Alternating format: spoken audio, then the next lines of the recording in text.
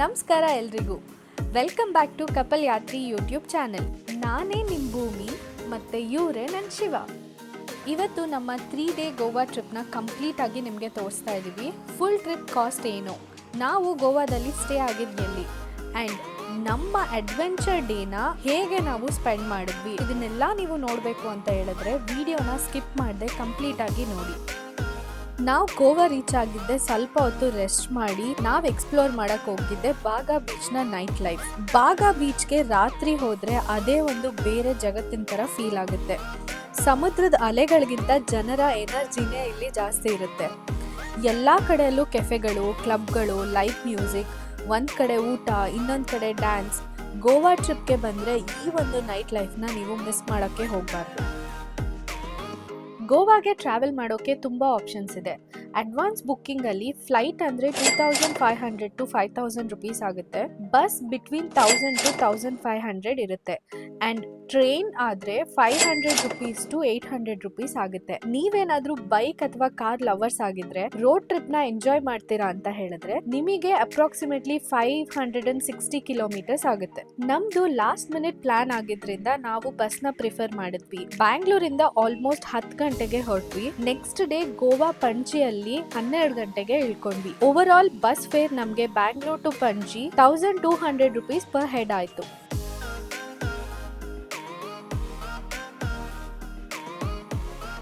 Second day ನಾವು adventure ಪ್ಯಾಕೇಜ್ನ book ಮಾಡ್ಕೊಂಡಿದ್ವಿ. ಅದು ನಮಗೆ 1800 ಪರ್ ಹೆಡ್ ಆಯಿತು. ನಾನಂತೂ ಈ ಡೇಗೆ ತುಂಬಾ ಎಕ್ಸೈಟೆಡ್ ಆಗಿದ್ದೆ.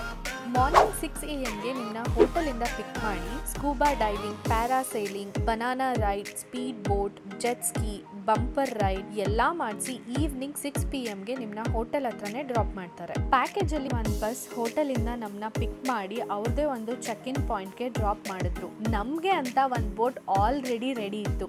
ಇಲ್ಲಿಂದ ನಮ್ಮ ಅಡ್ವೆಂಚರ್ ಜರ್ನಿ ಸ್ಟಾರ್ಟ್ ಆಗುತ್ತೆ.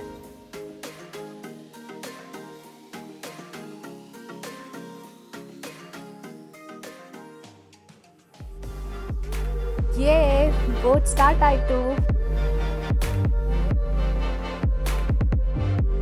ಈ 1 hour ರೈಡಲ್ಲೇ ನಮ್ಮ ಬ್ರೇಕ್ಫಾಸ್ಟ್ ಕೂಡ ಮುಗಿಸ್ಕೊಂಡ್ವಿ. ಕಾಂಪ್ಲಿಮೆಂಟ್ರಿ ಆಗಿ ನಮಗೆ ಬ್ರೇಕ್ಫಾಸ್ಟ್ಗೆ ಸಿಕ್ಕಿದ್ದು ಪೋಹ ಅಂದ್ರೆ ಅವಲಕ್ಕಿ ಚಿತ್ರಾನ್ನ.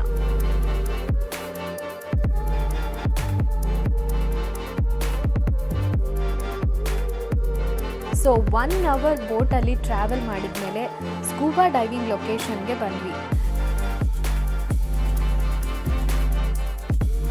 ನನಗೆ ಡೆಸ್ಟಿನೇಷನ್ ಸೇರ್ತಿದ್ದೆ ಟೆನ್ಷನ್ ಸ್ಟಾರ್ಟ್ ಆಯಿತು. ಇದು ನನ್ನ first scuba diving experience.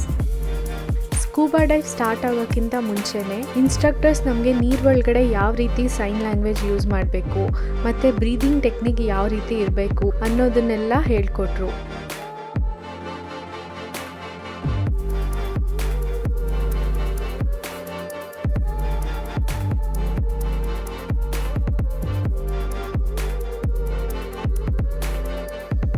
Scuba dive ಬಗ್ಗೆ ಹೆಚ್ಚೇನೂ ಗೊತ್ತಿರಲಿಲ್ಲ.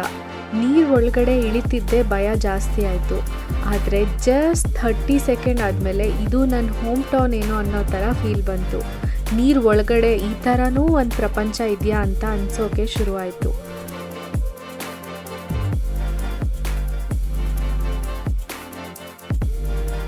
ಅಕ್ವೇರಿಯಮಲ್ಲಿ ಫಿಶ್ಗಳನ್ನ ನೋಡಿ ಖುಷಿ ಪಡ್ತಿದ್ದು ನನಗೆ ಅದೇ ಅಕ್ವೇರಿಯಮ್ಗೆ free pass ಸಿಕ್ದಂಗಾಯಿತು.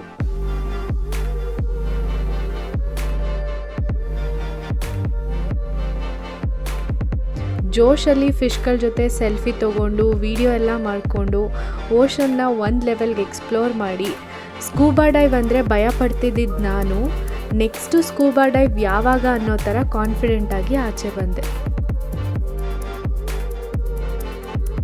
Scuba suit ಹಾಕೊಳ್ಳೋರ್ಗೂ okay ನನಗೆ, ಬಟ್ ಅದಾದಮೇಲೆ ಇಳಿಬೇಕು ಅಂತ ಬಂದಾಗ ಬಂತಲ್ಲ ಒಂದು ಭಯ. ಆದರೂ ನೋಡೇ ಬಿಡೋಣ ಏನಾಗುತ್ತೆ ಅಂತ ನೀರೊಳಗಡೆ ಇಳಿದಿದ್ದು ಅಷ್ಟೇ ನನಗೆ ನೆನಪಿರೋದು. ಆದರೆ ನೀರಲ್ಲಿ ಒಂದು ಸಲ ಇಳಿದಾದ್ಮೇಲೆ ನನಗೆ ಹೊಸ ಪ್ರಪಂಚನೇ ಕಾಣಿಸ್ತು.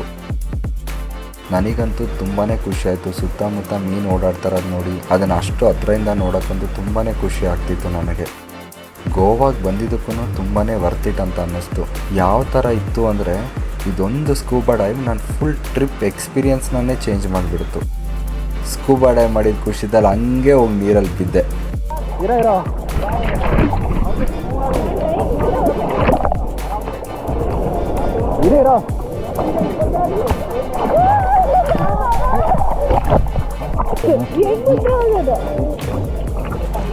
ಇದೇ ನಮ್ಮ ಬೋಟು, ಇದೇ ನಮ್ಮ ಸಮುದ್ರ, ಇದೇ ನಾನು ಆಗಿದ್ದೀನಿ ಸ್ಕೂಬಾ ಡೈವ್ ಮಾಡಿ.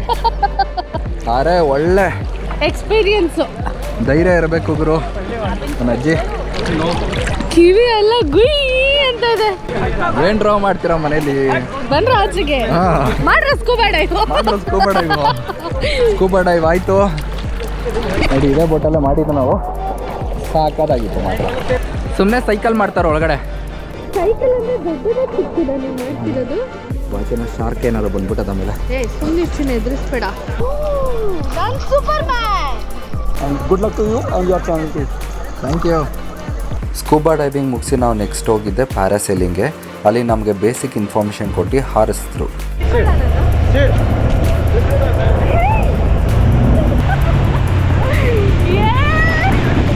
ಸಮುದ್ರದ ಆಳಕ್ಕೆ ಇಳಿದ ಮೇಲೆ ಆಕಾಶದ ಎತ್ತರನೂ ನೋಡ್ಬೇಕಲ್ವಾ?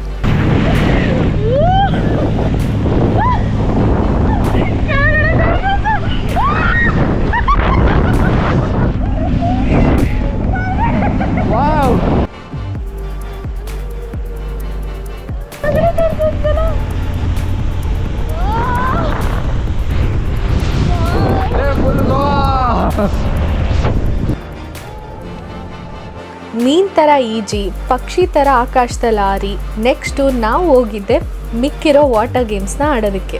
ಅದಕ್ಕೆ ನಮ್ಮನ್ನು ಸಪ್ರೇಟ್ ಐಲ್ಯಾಂಡ್ಗೆ ಕರ್ಕೊಂಡು ಹೋದ್ರು. ಸೊ ಈ ಎಲ್ಲ ವಾಟರ್ ಗೇಮ್ಸಲ್ಲಿ ನಾವು ಎಷ್ಟು ಸಲ ನೀರಲ್ಲಿ ಬಿದ್ದಿರ್ತೀವಿ ಅಂತ ನೀವು ವಿಡಿಯೋನ ನೋಡಿ ಕಮೆಂಟ್ ಮಾಡಿ.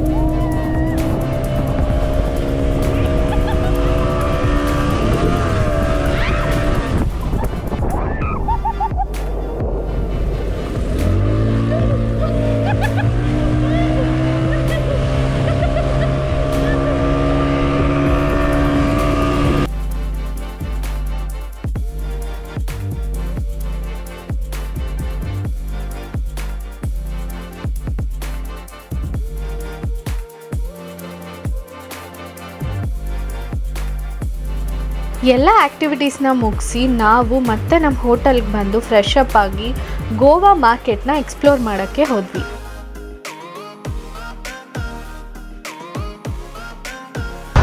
ಇದು ಡೈಮಂಡ್ ನೋಡಿ ಹೆಂಗೆ ತಿರುಗ್ತಾ ಇದೆ. ನಾವು ನೆಕ್ಸ್ಟ್ ಹೋಗಿದ್ದೆ ಟಿಬೇಟಿಯನ್ ಮಾರ್ಕೆಟ್.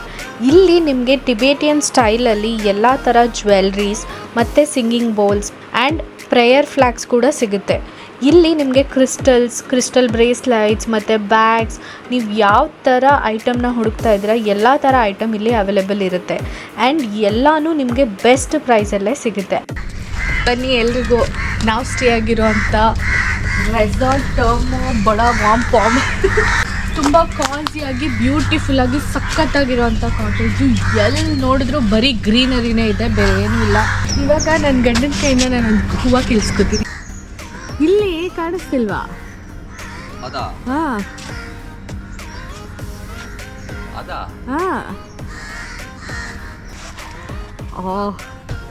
ಫೈನಲಿ ಹೆಣ್ಮಕ್ಳ ಜೊತೆ ಬಂದರೆ ಇದೆ.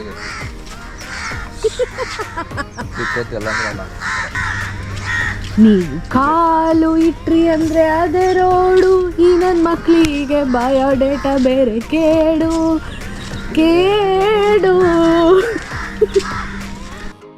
ರೆಸಾರ್ಟಿಂದ ನೆಕ್ಸ್ಟ್ ನಾವು ಹೋಗಿದ್ದೆ ಅಂಜನಾ ಬೀಚ್ಗೆ. ಫೋಟೋಶೂಟ್ ಮಾಡೋಕ್ಕೆ ಸಖತ್ತಾಗಿರೋ ಪ್ಲೇಸ್ ಇದು. ಯೂಶಲಿ ಇಲ್ಲಿ ಕ್ರೌಡ್ ಕೂಡ ಕಮ್ಮಿ ಇರುತ್ತೆ. ನಾವಂತೂ 1000 ಫೋಟೋಸ್ ತಗೊಂಡು ನೆಕ್ಸ್ಟ್ ಹೋಗಿದ್ದೆ ಒಂದು ಸ್ಪೆಷಲ್ ಬೀಚ್ಗೆ. ಈ ಬೀಚ್ ಯಾಕೆ ಸ್ಪೆಷಲ್ ಅಂತ ಅಲ್ಲಿಗೆ ಹೋಗಿ ನೋಡೋಣ ಬನ್ನಿ. ಹೋಗೋ ದಾರಿಯಲ್ಲೇ ಒಂದು ಕಪಲ್ಸ್ನ ನೋಡಿದೆ. ಈ ಓಲ್ಡ್ ಕಪಲ್ಸ್ನ ನೋಡ್ತಾ ಇದ್ರೆ ನನಗೆ ನಮ್ಮ ಫ್ಯೂಚರೇ ನೋಡ್ತಾ ಇದ್ದೀನಿ ಅಂತ ಅನ್ನಿಸ್ತಾ ಇದೆ.